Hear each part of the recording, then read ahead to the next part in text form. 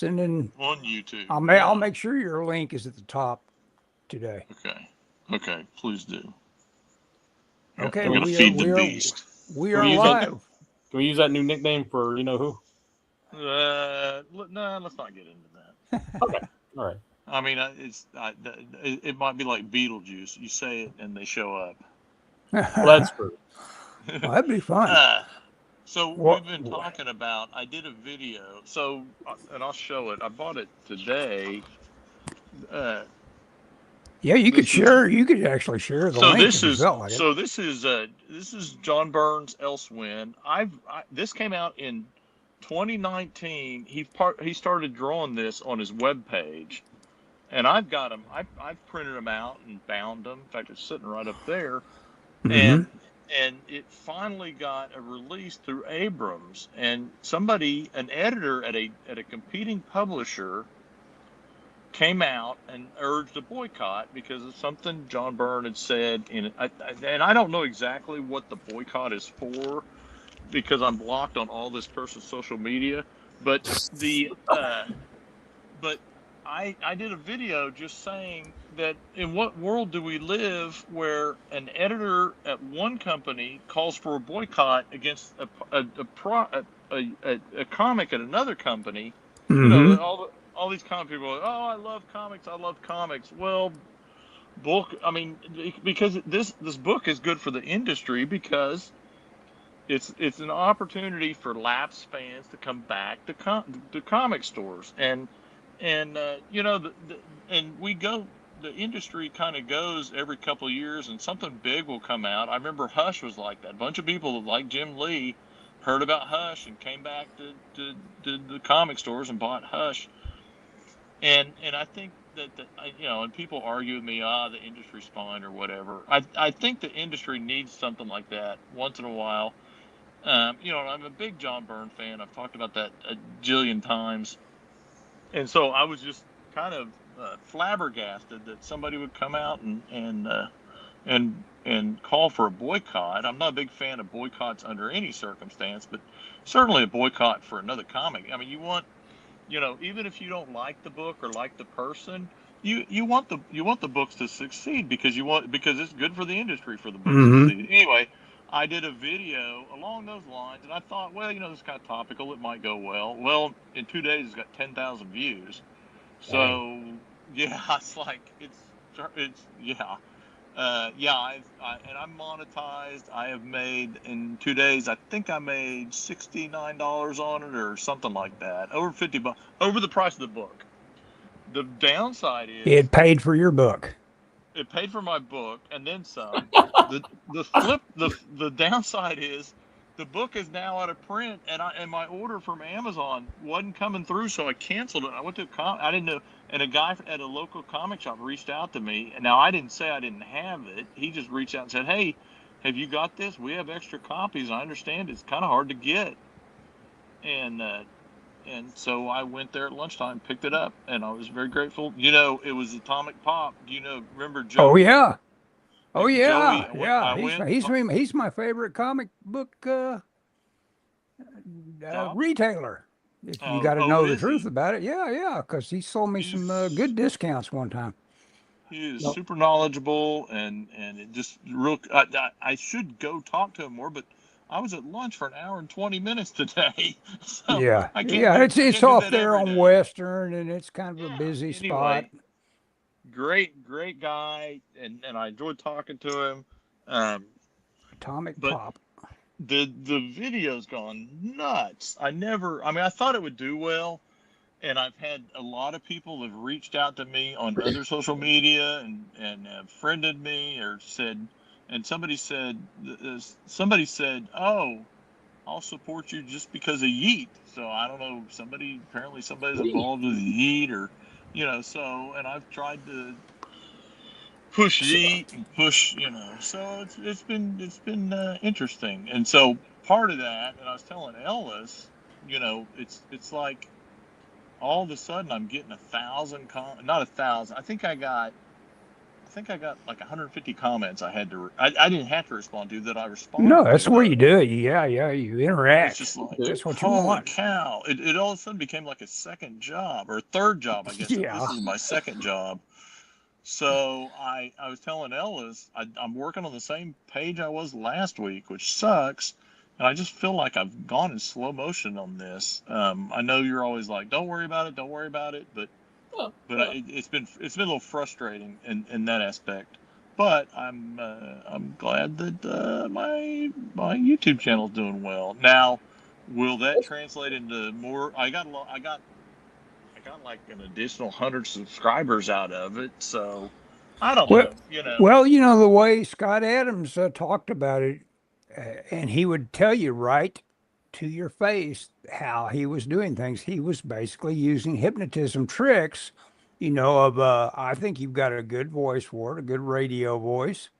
And, that's all you need is like lay things out in a calm kind of tone. Some people think you need conflict the same way you need it while you're telling a story that's an action adventure or whatever. You don't need that. That is for action adventure, and you need, storytelling doesn't depend necessarily on, some of the conventions that you could say drama needs. Just a story. Just start telling a story, and also, don't necessarily do what they do. They got this formula where they use the news medias, save the last interesting earthquake footage for the end of the show, the total end of the show, so that you're hanging with her better. Get to it. Make that your whole story, just start talking about a topic. Yeah. The thing is, too, also, your approach was you weren't negative. I mean, you were. A lot of videos I've seen have been bitch about so and so. Hey, John Burns got a new book coming out. Yours was like, John Burns got a new book coming out. Somebody tried to cancel him, but forget about that and just enjoy the book. So yeah. Exactly. That's how you do it. That's how you do it. And that's why I didn't mention the person. I didn't want to give him any more oxygen. I didn't want that. What I really didn't want. Well, here's the thing. I think it's disgraceful that someone would try to influence people to hurt a comic property. Somebody in the business, right? And even like Stan Lee, when he was talking about DC, he would never slam them. Now, he would talk about we do better books than them and that sort of thing. But it wasn't, and it's just like, don't use your power to hurt. Whatever influence you have, don't use it to hurt comics. And my thing, pure and simple, and this is the, everyone always talks about, these people don't really like comics. My thing is, hey, if you like comics, why are you trying to get people not to buy them? Yeah. That's it in a nutshell. And I think people like that, of that ilk, should really be laughed out of the industry, and be like, hey, this person, they don't bring anything to the table. They don't have a love for comics. Why do we tolerate them? Well, you've got somebody who thrives on drama, and that's all they're really known for. God knows they're not known for their editing skills, because they suck as an editor. I'm sorry, they suck as an editor. But at the same time, too, you're going after John Byrne, who is, and Byrne has already said this is going to be his swan song. This is his last hurrah. He's GOAT. Yeah.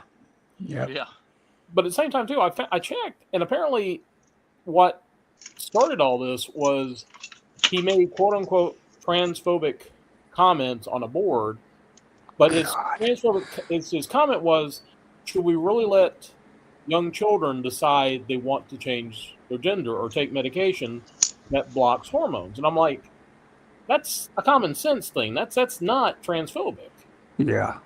That's just a common. That's like saying, I mean, that's like it's the same thing as saying, "Hey, I'm 8 years old and I'm going to get me a tattoo, or I'm going to get my nipples pierced, or I'm going to, Right, right. or hey, what? You know Yeah. what? Before I want a peg leg, so I'm going to cut my leg off and give me a peg leg." Hmm. Yeah, that's yes, and in Sure. some circles that's seen as transphobic because but and again I don't want to focus on what he said because and I even acknowledge that John Byrne has said a lot of stuff I didn't like, Well, and I'm Burns a would be, big he's fan a of his. curmudgeon.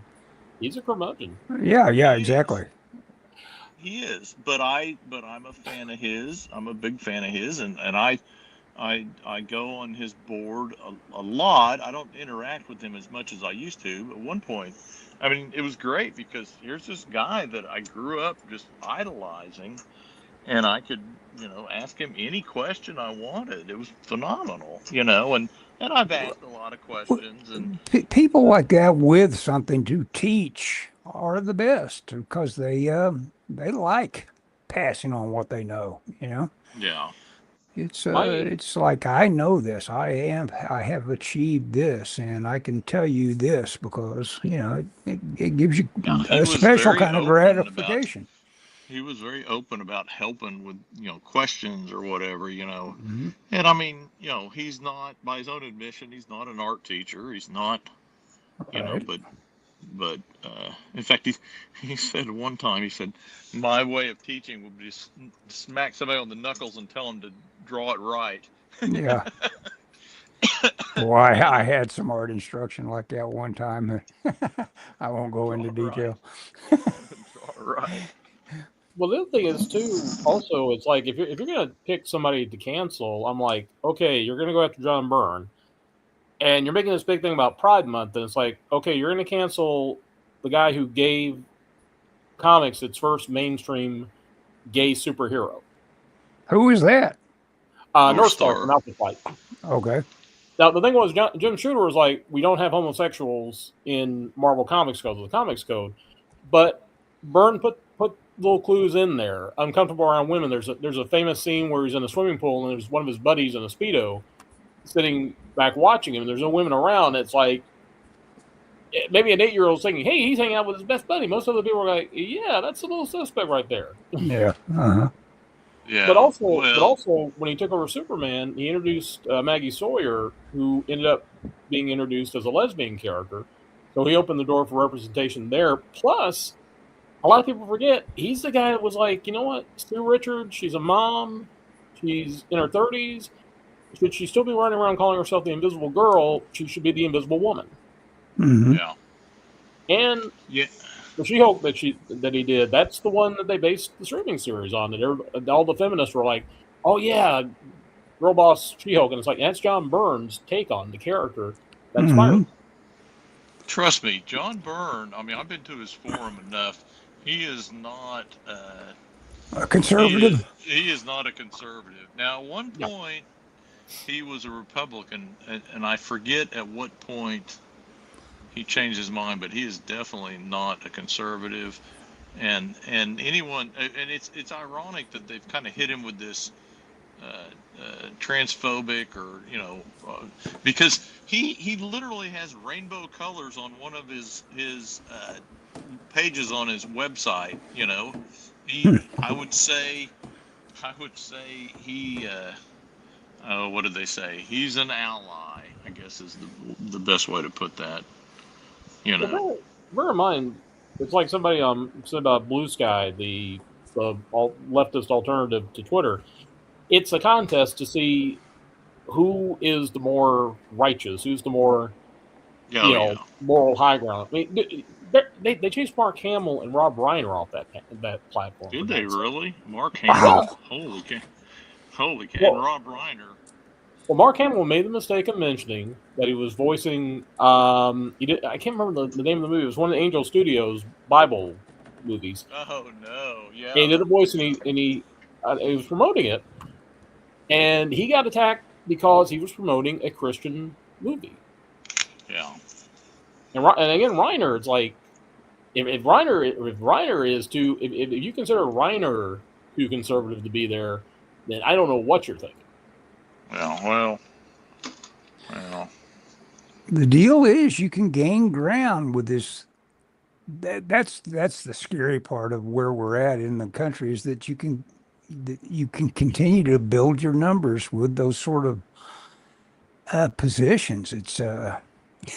Oh yeah. It's frightening. The New York Democrat Socialists. It's even got old James Carville to where he's decided to comment on it and says, "I can't be in this tent. If you're going to be that anti-Israel, I can't be in the tent with you." Oh And of yeah. course, that national thing with Mondami, good Lord, of course they're anti-Israel. Yeah. Yeah.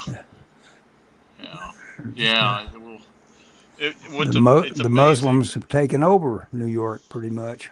It's pretty, It is amazing which somebody who's making the ironic note that it's just amazing after I forget, 9/11.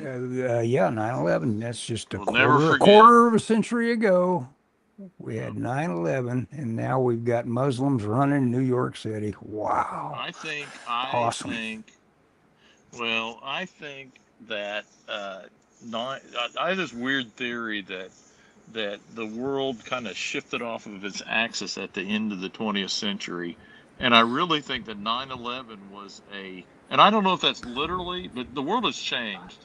Yeah, since the 20th it's century. changed for the scope and the effect of what you can do as far as mind control goes.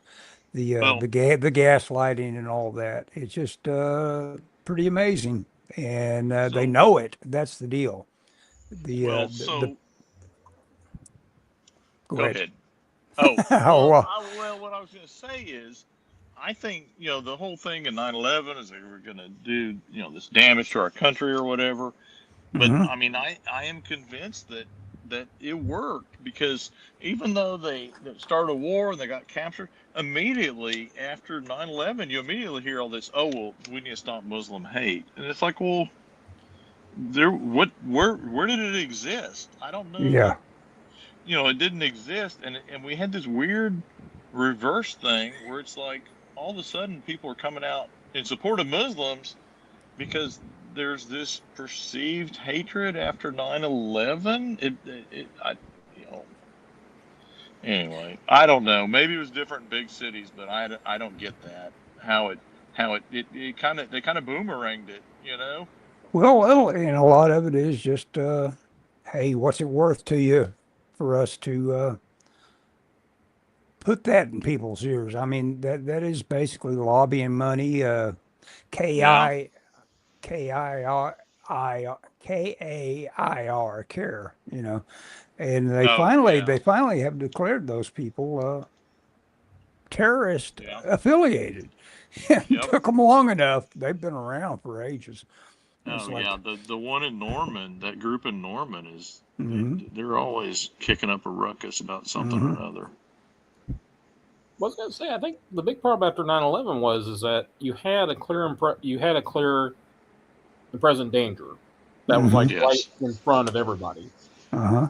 And the thing was, I think you had so many people that were still butthurt about the 2000 election. They Yeah. were taking the opposing side.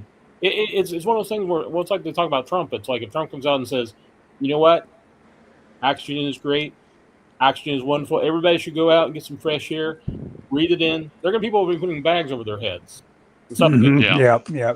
Yeah. Trump could cure cancer, and there were people that wouldn't support it. Somebody would be Yep. like, They wouldn't take there are people that wouldn't take the treatment because Trump did it. what about the poor coffin makers? He's going to put the poor coffin makers out of work. And what about the cemeteries? They're not going to be able to sell plots anymore now. Damn you, Trump! Damn you for Yep. doing Yep. this. Yep. But no, I think what Anyway. happened was you had a little bit like a fringe group that was like, we're going to do anything that Bush and the Republicans say is wrong. We're going to say it's right. hmm They say it's right. We're going to say it's wrong. And I think they saw the strategy was working, and it just kind of built momentum until we got to where we're at today, where it's like you've got people out there that will take steps that would be considered suicidal just because they don't want to admit the other side might have a good idea. hmm Yeah, and I think some of that's on both sides, to be honest. It is. But It is. yeah, it's some of it is definitely on one side. And I'll say this, and this is a lot of people disagree with this, and Ellis may, but Okay. I think it was a mistake to try and impeach Bill Clinton, because they should have looked at it and said, well, first off, I think impeachment should be that's a rare thing in my opinion. Um, Mm-hmm. but Well, they should have go looked. ahead. Yeah, They they should have should. looked at it and said, "Who are we going to get next if we do impeach it? What were they going to do if they impeached him? Because we would have had Al Gore then as president." Right.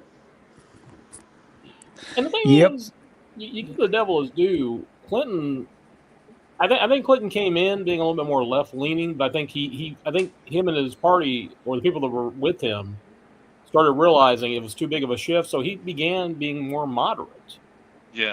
Yeah, he Mm-hmm. wasn't. So I know Republicans that hate him, but I don't think he was that bad. I mean, good Honestly, grief, compared to some of the stuff we got later. I'll be honest with you. If I was going to go to a strip club with any living president, Clinton's my boy. Yeah, sure. I bet Clinton would be a baller at the strip clubs, man. You know he would be. Well, yeah, that's why You're a Epstein one-issue was voter. he's yeah, Epstein was his guy. Yep. Well, the other thing is too. I mean, can you really blame the man for going outside the marriage for sex? I mean, come on. Yeah. I don't know. I've seen some pictures of young Hillary. She, don't. Oh, I think Hillary knew that was going to. It was probably they probably agreed that what they were as to each other as just a team. It's probably one of the more successful marriages you could point to, probably, in terms of like being very clear on how Well, their life definitely, was to be led. definitely in terms of, you know, how much power can we end up with? Yeah, oh yeah. How much money? Well, don't get me wrong. I wasn't pulling for Hillary in the election. I didn't vote Oh for her. man, no, But if she had won, I would have felt good for Bill because he's got Secret Service running interference for him again. He's got access to the interns. And plus no responsibilities. I mean, yeah, if somebody is going to lead a decadent life, then let the man let the man have the yeah, decadent life he's got. I mean, come on. yeah. No, you're right. They had it. The formula was to always just have a press release on hand to just completely roil every conservative media possible, and that just allowed the sleight of hand of all the money making. It's like look here, don't look there. Yeah, And I think you're right about that. they like people just as mad as hell. You know. Yeah, they don't. It's still the way it works. Their way of doing that has not been improved on. No. What the fun stuff? This is why I think the John Byrne book is so important because I have friends from different political stripes. And the Hmm. thing is, I've seen people that are extreme conservative, I've seen people that are extreme left, and everybody is loving this book, and they're loving the fact that Byrne is doing it. And Hmm. again, this is the man's swan song. This is the swan song we didn't expect we were going to get. And the only thing I'm sorry about is I'm like, how much would it cost you to go back and finish your run on Fantastic Four? I want to see where you would have taken it to issue number 300. People have suggested things, and he's been very resistant to. This is kind of and here's the thing. He worked on that. At the time he did this, he just came off of like a year or two of just doing commissions. He did these huge commissions for thousands of dollars, and he was kind of feathering his nest. And I think he did this, and then what ended it was he ended up having cataract surgery, Oh man. and he couldn't really draw for a little bit. And when he went back, he just decided, he's like, I don't have the desire to draw, and he just put down his pencil and he didn't draw anything supposedly, not for fun, not for profit, not for nothing. And so I mean, if you go to his forum, he talks about kind of some of the stuff what he does during the day. He didn't go into great detail, but like he works on Legos. He's always posting pictures. I haven't seen one in a while, but he'll post pictures of Legos that he's put together. And That's like a Guillermo del Toro and his painting resin kits and stuff. He just loves to dig in with his. It may have something to do with sniffing them, but he loves to paint those kits. Are you talking about Yeah. like the model kits? Yeah, the model. He Like gets the model. monsters and the superheroes and Yeah, stuff?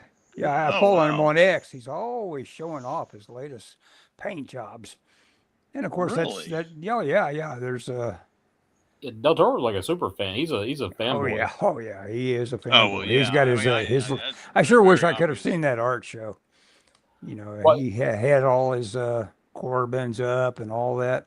Oh, they had an art show that just sat around L.A. for ages. I mean, he'd let anybody come in and see his Oh collection. really? Hmm. Yeah. what post, Well, what hey, posted good a for him. video? What posted a video today? They're getting ready to celebrate the 60th anniversary of Ultraman. They got a documentary coming about the making of the original series and the franchise. And Del Toro was one of the guys that got interviewed for it.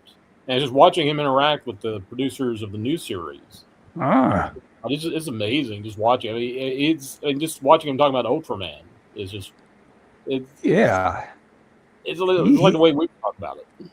Well, he's got the commentary on, of all things, Night Gallery.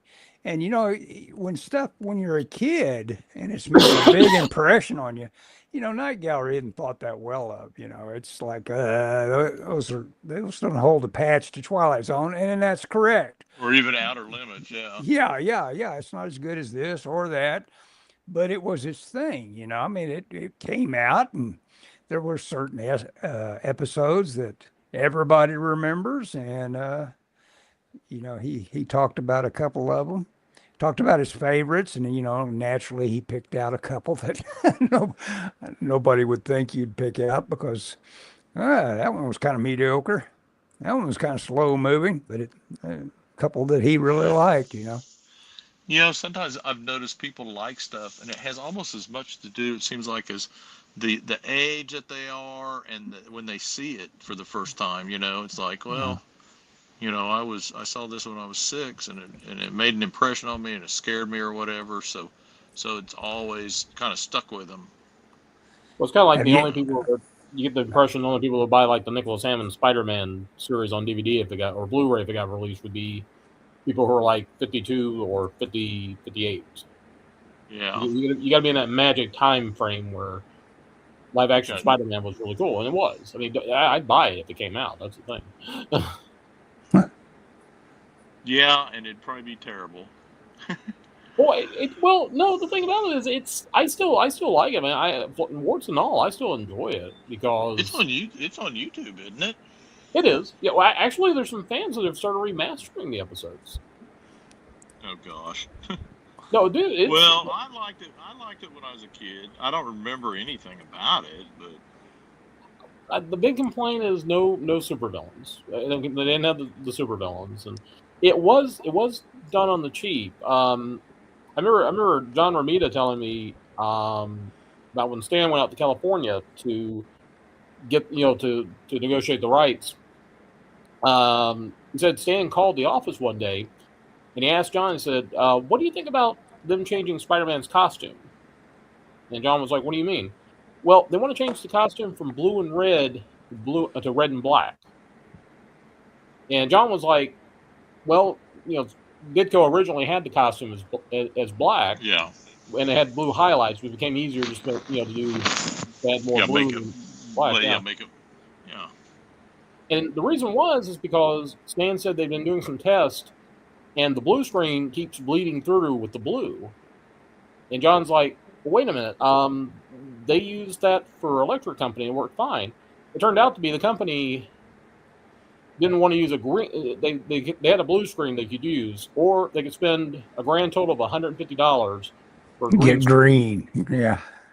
They weren't willing to pay $150 for this is for the entire run of the show. They weren't willing to pay for $150. So it was done on the cheap. Now, and I do remember the actress who played Isis, Joanna Cameron. Oh, she was gorgeous. She had a great episode where they put her in a bikini for like the last 30 minutes. Oh, I missed that one. Now I got to look it up. Oh, it's so good. Robert Alda, Alan Alda's dad, is the bad guy. Oh, okay. Oh, yeah. Oh, so that's good trivia. That's trivia I can use.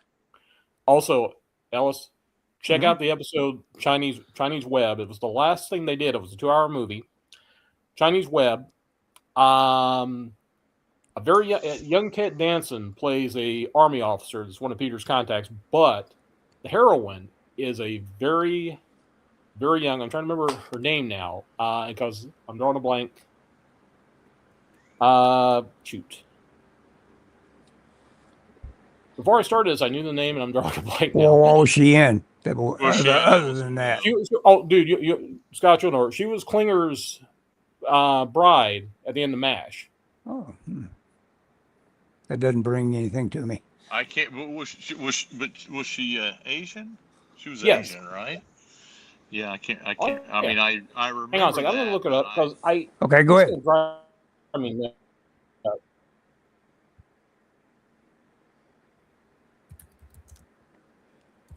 And the thing is, before I mentioned it, I knew her name, and I'm like, yeah, I know it's that. How that all of a sudden, it's like it just went right out. That's actually a very Rosalind reliable thing. Rosalind Chow. What's her name? Say it again. Rosalind Chow. Okay. Oh, Rosalind Chow. It's CHAO. Ah.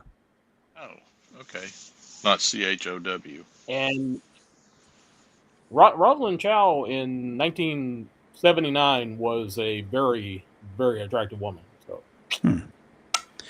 Yeah, I've had a crush on a few Asian girls, Lucy Liu and a few others. Oh boy, don't get Dan started talking about Asians. Yeah. Dude, I'm sorry, man. Asian women are the most sexually desirable women I've ever seen in my life. I'm sorry. They're little dolls. That's Don't apologize. When I heart wants what the heart wants. Exactly. When I saw Maureen O'Sullivan in one of her first films called Imagine That, and she's dressed up as a little pilot, and she's driving over a futuristic city with her little air car, and it's like, my gosh, no wonder she just was in everything for the next 20 years. She's just a little doll, just little perfect features. And it's like, you instantly react to that. They did a study, cuteness is a thing. I mean, we react to cuteness. We react to little kittens and all that. Little kitten's got markings, got a little Hitler mustache. Well, that puts him at a disadvantage, It's like, hey, I don't want that Hitler cat in here. You take the Hitler cat. We're not Aryan cats. Yeah. I'm gonna take the fat Stalin cat over there. Stalin kitty. Well, now this is something we were talking about with Black Cricket because we do have the love interest that is coming up, and I've actually been trying to find a right. I'm trying to find the right look for the character, how she should look, and the thing with Japanese culture is they do push cute. Yes, cute. Oh, cute. Oh, yeah. Cute to the point of like, is everything in all these male animes or all the guys always gay looking? It's because they're pushing the cuteness so much. It's like they got, big fluffy hair, and it's pushed to extremes on fashion and all that. It's just like, that's cute.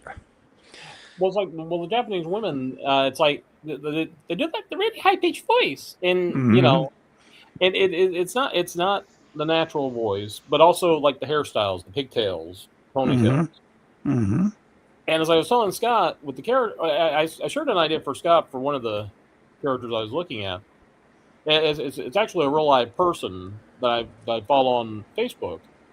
But what I like about her is she's always talked about how she's too tall. She's taller than most Japanese women, and Mhm. that was one of the things I kind of liked about it because I'm like, that's kind of a nice feature. It's Mhm. different. Mhm. Plus, it doesn't go for the cute so much. But now there's someone else I'm looking at also, but I'm like, that's it. I know it's kind of strange, but it's like you're trying to find like the perfect. You're trying to find the lowest lane for your Superman or Mhm. your Spider-Man. You want them to have. You want your children to have what you didn't have. You want your Mhm. kids to have what you didn't have. So you want them to have the perfect woman. Mhm. So, so one thing I do think, and I mentioned this today, I think that we need to develop like a rogues gallery. I know you've got a couple, We're adding but more. We're adding more in season 2, or yeah, episode I arc think 2 and we 3. need. I know you don't, and I think we should add some sort of super powered, super strength, super tech character that is also in the universe, but not, you know. I mean, I think we need to. I think we've got a nice gallery of normal people. I think we need to work on expanding the gallery of superheroes, supervillains. Well, no, we got that idea because I told you about the idea for Mecha Command, right? Maybe I don't know. That doesn't sound familiar. The idea I had was is that you're going to have a rival businessman who's going to come up with like his own sanctioned group of um, super security. Basically, it's like what would happen if Iron Man decided he was going to have like a team made up of like his best tech. Um, we got one guy who basically has an implant that allows him to like tap into the web.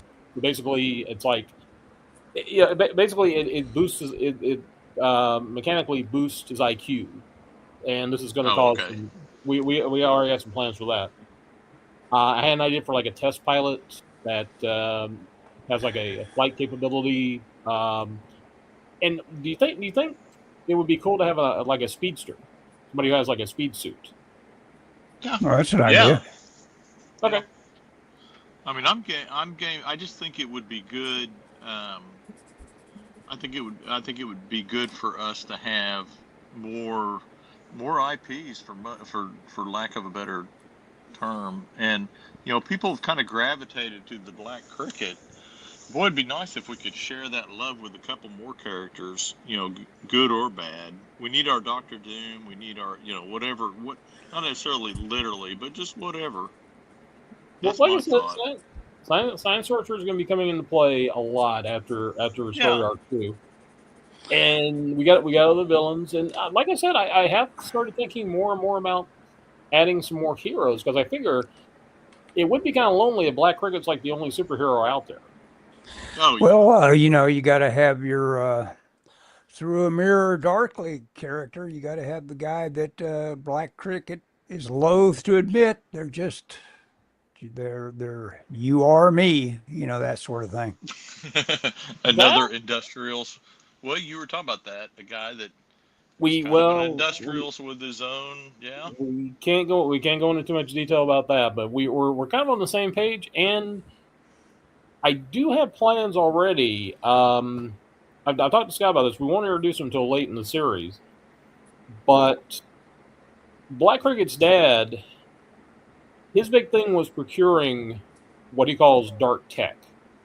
Basically, it's things that were designed to be weapons that he knew shouldn't be on the market. So he did his best to get it off the market. And there are some people you can go to and say, "Hey, you know what, buddy? You got a dangerous. You managed to find a way to put lasers on top of sharks, and that's bad. So Ugh. I'm going to give you like $2 million. I'm going to buy it off of you. You're going to figure out how to do it." And a few people are going to be like, "Yeah, we'll do it." Other people are like, it's like pound sand. So he went through some channels that weren't considered legit or legal to try to do good, and we're actually going to be seeing his partner in crime with that.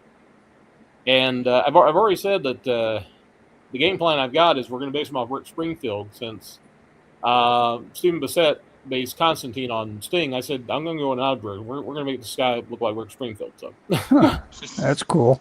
I can do that. 100%. Rick Springfield. Haven't thought of him in a while. He man's released still an album making music. like a year or two ago. Yeah. You heard about what he used to do when he was on tour, right? When he's what? When he was on tour back in the 80s, what he used to do? Oh, what did he do? Every town he went to, the first thing he did was start looking for like Kmart's and Zayre's and department stores. He went Star Wars toys hunting. He went and bought Star Wars. Get out of here. Dude, seriously.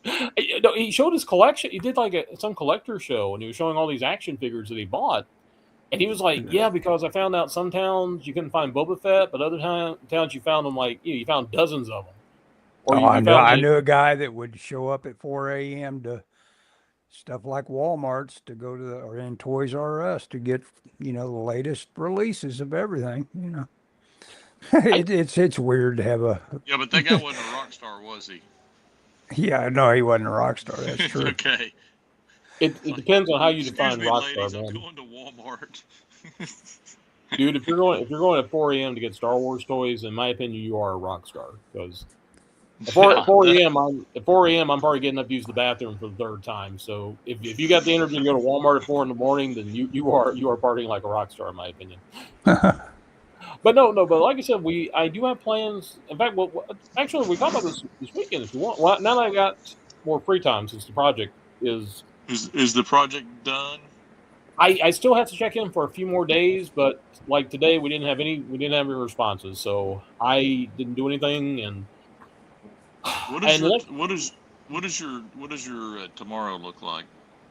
I've got to check in tomorrow. I'm going to check in at 7 a.m. in case we get papers. And I'll check in at 3:30 again. The rest of the time, I'm free if you want to talk. Yeah, I'll send you a message tomorrow. I'm off tomorrow. Cool. I can't talk tonight after the podcast. I got to call somebody. I got a thing. Oh, no problem. I'll tell Ellis this. I don't want to say too much about it on the show. Ellis, the people that I did a bunch of work for last year, I kind of stepped away from, they've reached out to me again. They want you. They need you. Well, that's another thing I've been dealing with this week is some of that. They were like, you should call the main guy. Mm-hmm. And it's like, should I? Why? And then so I called another guy besides my main guy, and he's like, oh yeah, there's a lot going on. He goes, so I don't know, but I told the guy, I'll call you some night this week, and chit chat just to see. But I've also heard he's been real hard to get hold of. So, but I figured after we got done here, I'd call him. He's heard about Black Cricket, and he wants to buy it. It's funny you say that because I mean. This is the guy that he's got a media company. He's got the money. But I wouldn't make, obviously I couldn't agree to anything without talking to you guys. Sure. I mean, but if he comes up with the right amount of money, I'd make a deal for all three or all, I don't know how many people would be split by, but all of us. Game plan, and I hope you guys aren't upset about me doing this. Basically, Josh Hawley gets like 9% as the co-creator, even though he hasn't done any work. That leaves 81% left over. I figure we get Will in the mix now since he's doing the covers. Screw him. No, I'm kidding. No, I always said if we got pie, we're gonna get pie equally. My only condition, the only thing I'm going to do that's selfish, is that you guys get 20%. You, Jeff, Kevin. Well, no, actually, we got to refigure this now if Will's in the mix because that's going to be yeah. We got to refigure. Basically, the original game plan was when it was just you, me, Kevin, Jeff. Was Holly gets the 9%. Each of you gets 20%, but I get 21%. So I get an extra percent just because Black. That's You know, fine. just because I came up with Black Cricket. So, Dude, when we start making money to fight over, I'll fight over it. But I'm Yeah, good. exactly. You know, let's. well, no, I mean, no. In all honesty, I mean, I look at it this way: if Black Cricket makes any money, I'm looking at it as found money. And honestly, I Right. could not do this. I can do without you guys because I mean, like I said, I mean, the devotion you guys are shown to it, I'm like, you guys are definitely going to get a cut of all this. Well, But you know, just no, seriously, because you guys have made this possible. And the thing about it is that at the end of the day, this was my idea, this was my creation, but you guys have shown so much devotion to it, and I'm just kind of like, I mean, it's like you guys are stepping in to help raise my kid, and I'm like, I can never forget that kind of generosity. So, you're half Asian kid. God willing, one of these days. Just talking No, about hell, have, it's like I have told Scott. what? Like I told Scott, my sisters used to get on to me about not getting married. And I'm like, eventually, the woman I used to tell them in another 5 years or so, the woman I'll eventually marry, who will drain my soul and my bank account, will be born. And 20 years Yeah. after that, I'll go to Asian, pick her up, and bring her home. But Yep, until yep. that time, Go get a girl from Thailand or wherever you think is best and bring her home. Oh God. And Yeah, nothing wrong could happen with that. yeah, Thailand, well, it's better than Russia. I mean, it's like, oh yeah, the Gosh, Russians thing, that's Russia totally should steal your kidneys. yeah, exactly. Put you in Oh, the a Russian Wake up thing's and go, totally a why? scam. So Why am I in a? Yeah. Dan's like, oh no, that Russian that's thing's a a scam. scam. I know. First of all, they're not beautiful, they're not Russian, and they're not women, and they're Oh, not there you go. interested. They're not That may be interested in you. Thailand too. Uh-oh, here we go with the Oh, transgender remarks. the half Asian girl I'm interested in that I'm watching the movie right now is called it's in Bound, and I'm curious if the Wachowskis Wait. were Who's the half Asian girl in Bound? Meg Tilly. She's half Asian? Oh yeah, and she was also the voice of Chucky and her Oh yeah, sister. Wait a second. No, Meg Tilly is the one that was in Tex, who is my little heartthrob. I like her a lot. And she was in, but this one is, what's her name? Anyway, she's the voice of Chucky, and she's also a poker player. yeah, it's Meg Tilly. Yeah. What's her No, name? Meg Tilly. Her This sister's Meg Jennifer Tilly. No, it's not. I'll look her up. Wait, is it Meg Tilly or Jennifer? I don't know. Jennifer Tilly is who is in Bound. Yeah. Okay. Okay, yeah. And I'm watching the uncut version of Bound, so I'm getting a lot of nudity, and it's yeah, it's a lot of fun. I have Bound. I have the DVD. It's a strange movie to think the Wachowskis went from that to The Matrix. Yeah. Oh, really? You know? The Matrix is after that? Oh yeah. Okay, I didn't know that. I That thought the Matrix Bound was they brought what? the movie. They brought. Hang on. Bless you. They brought the Matrix to Warner. Warner didn't get it, and they weren't sure they could direct. So I think they wrote Bound. Hmm. And then Bound did okay, I guess. Yeah, I mean, it got a lot of. I remember it being like, oh yeah, this is quite the movie. And I guess they like the titillation factor and all that. What's Yeah, what's her name? Gina what's her name? Gershon. Yes. Yeah. Oh yeah, everybody in it is very sexy and all that, but that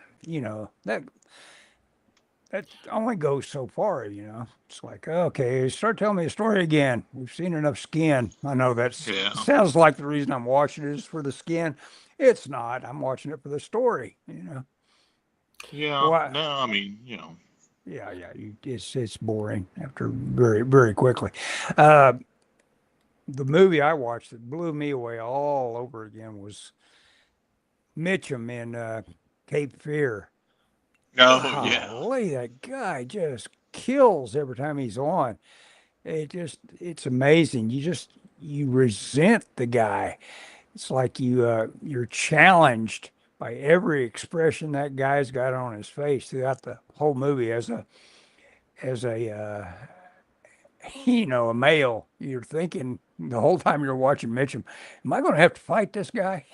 Because he's got that much attitude. He's like that menacing. It's like, Oh yeah. You wouldn't want to fight Robert Mitchum. no, he's What else? something else. Max Cady. Did you guys ever see the remake they did? Yeah, oh yeah, oh yeah. That's the one the Simpsons likes. They did With their Robert De whole. Niro. Well, they did their. No, it was done with one of the clowns. Macho No, Bob. I meant the movie Cape Fear. Yeah. Doesn't it have Yeah. Robert De Niro in it?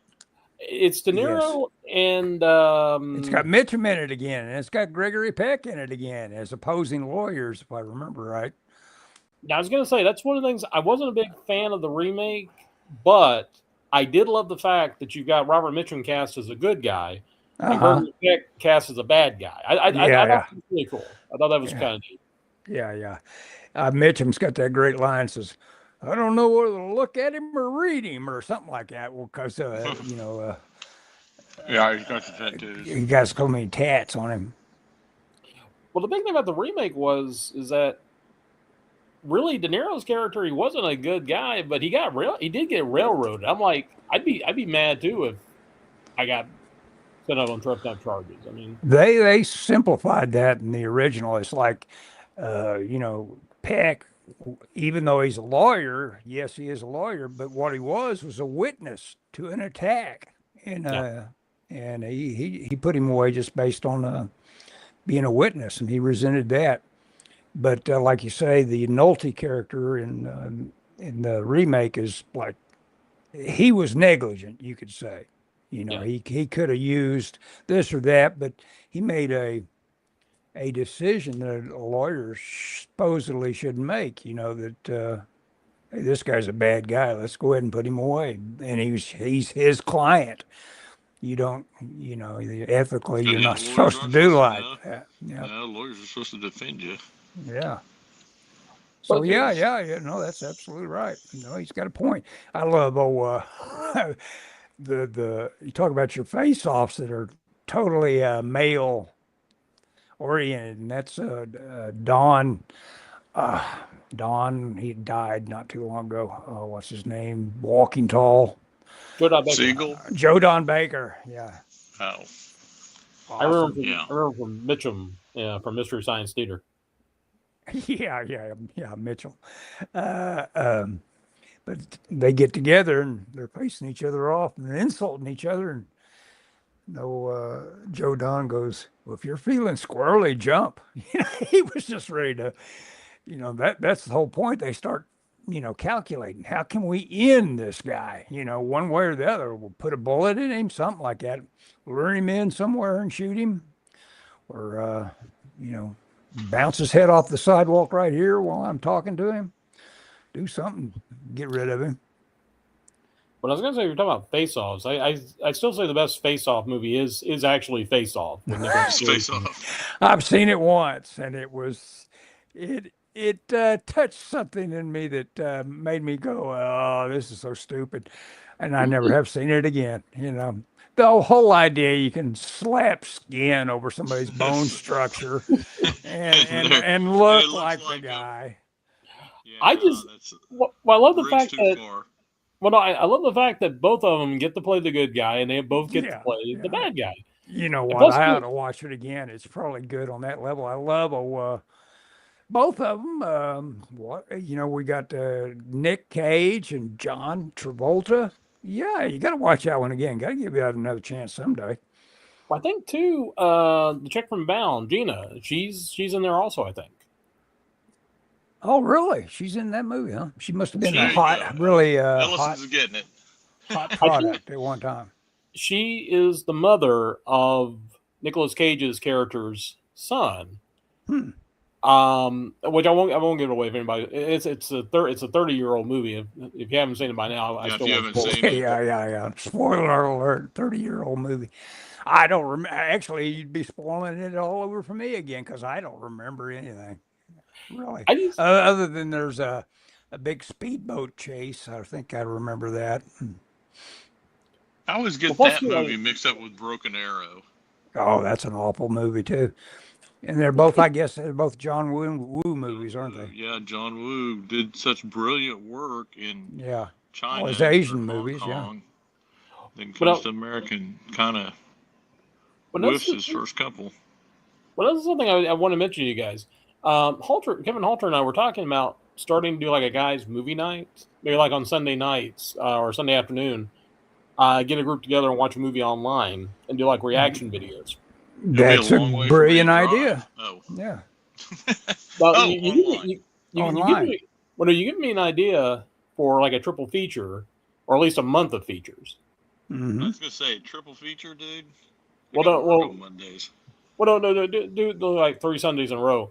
What about this? Yeah. What about this? We start off with Broken Arrow with Travolta, Face Off with Travolta and Cage, then The Rock with Nicolas Cage. Oh, The Rock is a good one. You know why The Rock is good is Sean Connery. Now, But Cage is great too. Now, do you guys buy the theory that Connery's character is 007? Yes. Yeah, Yes, I do too. He is James Bond. Yeah. I need to watch that and see because I've heard that, and I've got the Criterion version of that. I think, which is crazy, but Sounds like the one to watch. yeah. Also, believe it or not, it could happen to you. He's actually quite good in that. Also, it's the most un-Nicolas Cage performance you'll ever see, because it's very restrained, it's very reined in, but he's also very good. He's actually good romantically.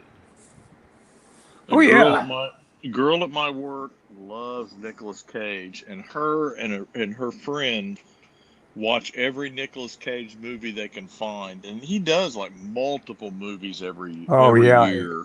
He got in trouble. He got so many turkeys. Oh yeah, there's a what lot in of the world. And when we went to New Orleans, he has a house in New Orleans, and we went on a walking tour, and they went by his house, and so I sent her a picture of it. And they were talking about the guy that ran the walking tour kind of annoyed me because he was like, "Oh, here's where Nicolas Cage lives." Very dismissive of him, and just like he's never here. He bought the house, and the neighbors all hate him because he comes in, during Mardi Gras. It's like, well, what's he supposed to do? He's making 10,000 movies a year. He can't move to New Orleans because he works constantly. Yeah. Werner Herzog's Bad Lieutenant that was done in New Orleans that's a good movie. They it's nothing like the original Bad Lieutenant, but they Whenever we do the original Interview with the Vampire, we were talking about New Orleans films. Oh yeah. Okay, we've been an hour. I kind of need to go. I gotta call this dude. Yeah, I ought to quit too. Okay, guys, it was fun. You ought to do that movie night. That's a really good idea. Yeah, dude. If I can make it. I mean, I don't know if you were inviting me and Ellis. No, actually, both of you. Yeah, in fact, I was talking to Halter about it. What we thought about doing was something like a questionnaire and having everybody pick like 2 movies, like 2 comedies, 2 action adventure, 2 western, 2 sci-fi, 2 horror, and then a wild card film, which is like something that you've seen that you don't think anyone else has ever seen that would be good. Freebie in the Bean. Oh gosh. Freebie in the Bean. I've seen it. Scott hates that movie. Okay, well, guys, we'll end the stream right about now. Okay. Sounds good. Easy. Hi, guys. Thanks, everybody.